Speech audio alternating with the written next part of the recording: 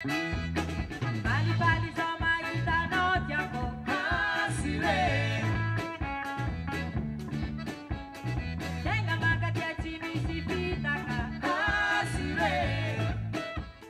Pachypodium rosulatum est très facile à identifier, avec son tube floral long de 3 à 4 cm et sa superbe fleur d'un jaune soutenu.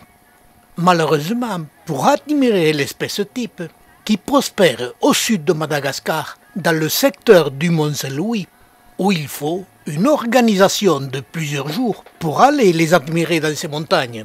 Et je me contente de vous montrer les images de l'espèce type. Celle-ci étant à Berenti, jardin conservatoire du Dr Holmes. Ce jardin se situe à Madagascar, proche où prospère l'espèce type. Ce qu'il faut remarquer et retenir, l'espèce type du Pachypodium rosulatum a des tiges qui se divisent à leur base en devenant de plus en plus charnues. Et pour aller admirer la variété de l'espèce, le Pachypodium rosulatum variété gracilius, pour les découvrir, il faut aller vers le centre de Madagascar, parcourir le massif de l'Ichal. Ce massif, en majorité, est composé de grès, peu compact et ferrugineux, ce qui le rend friable et tourmenté.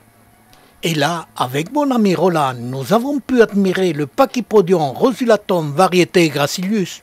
C'est le plus gros sujet que nous avons rencontré. Il mesure plus de 70 cm de diamètre.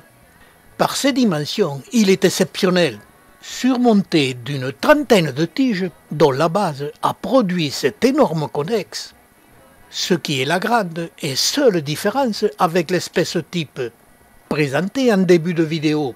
Cette variété ne prospère que sur le massif de l'Ichal. L'ensemble de ce massif est une réserve nationale et l'espèce est très bien protégée. Elle prospère sur de petites corniches et peu souvent en groupe.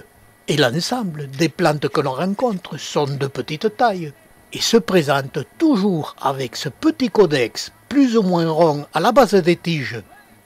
Ce qui a donné l'appellation du Pachypodium rosulatum variété gracilius. Ce n'est qu'une variété, car les fleurs et les graines sont identiques à l'espèce type. En dehors de la réserve de l'Ichal, j'ai trouvé un sujet de Pachypodium rosulatum qui avait des graines, et je les ai récoltées dans le but de les semer chez moi pour obtenir l'espèce. Sur le massif de l'Ichal, les toutes jeunes plantes se présentent toujours sous cette forme, petit codex avec de fines épines souples, qui disparaissent avant la production des tiges donnant la floraison. Ces tiges n'apparaîtront que quand l'espèce sera adulte, ce qui prendra plusieurs années. Et je reviens dans ma serre pour observer le semis.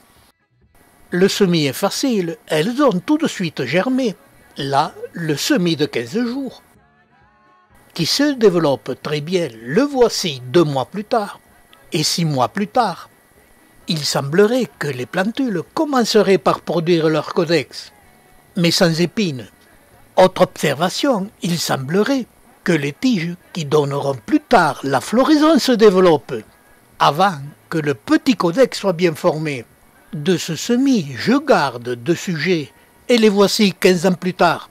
Ils n'ont toujours pas développé leur codex. La plante a plus de 30 cm de hauteur, et chaque année, elles fleurissent. Et ce sont bien des fleurs du Pachypodium rosulatum variété gracilius. L'ensemble de la floraison durant une quinzaine de jours.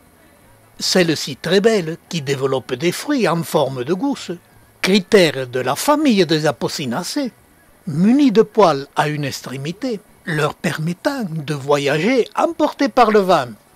La répartition de cette espèce n'est jamais en dehors du massif de l'Ichal, où elle se présente toujours avec ce codex à la base. Et pourtant, dans ma serre, 15 ans après, les 2 pieds que j'ai conservés n'ont toujours pas de codex.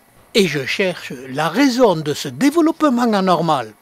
Dans le massif de l'Ichal, les plantes se présentent toujours avec un codex à la base aux formes différentes, plus ou moins importants, suivant l'âge de la plante. Que ces codex peuvent être de différentes couleurs, mais toujours lisses et nus. Et parmi toutes les photos de cette espèce que j'ai ramenées du massif de l'Ichal, j'observe un sujet qui n'est pas tout à fait comme les autres. Son codex est mal formé. Les tiges qui donneront la floraison ne sont pas fines mais très charnues. Et j'ai peut-être récolté des graines, pourtant sur site, qui sans doute expliquent le comportement de mes plantes.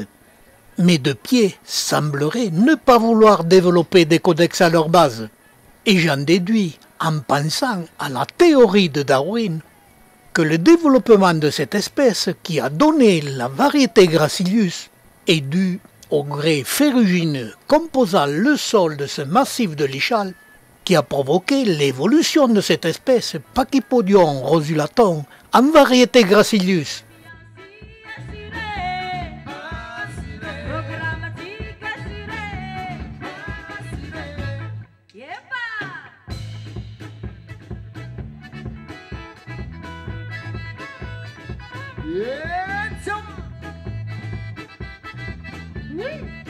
Oui.